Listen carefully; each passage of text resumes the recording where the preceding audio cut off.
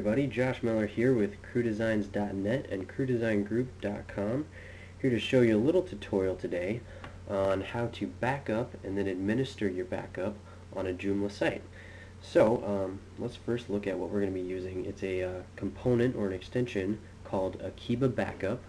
It is formerly known as Joomla Pack. So if you've used Joomla Pack in the past, this is going to be fairly simple for you because it's almost exactly the same as Joomla Pack.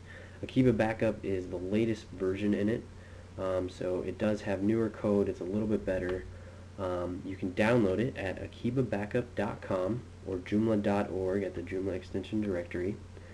And they do have a free version and a professional version, so there's a little bit more features added to the professional version, and I believe it's fairly cheap. So let's get started. Let's go to the back end of our Joomla site, and we're going to go to Components and then Akeeba Backup, and then you'll see this is the control panel for Akeeba Backup, and we are going to go to Backup Now. Actually, before we do that, one thing that you want to make sure in your configuration settings is that you have it set up to do zip format. There is their own format called GPA.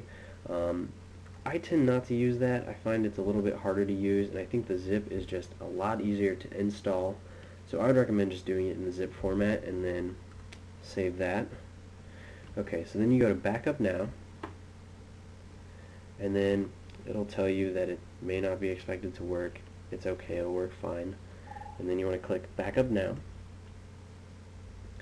And then you'll see it'll go through the backup and it'll initialize each option, and then it does tell you a server response. So if your server's been stopped or slowing down, it'll tell you whether or not that is happening while you're backing it up.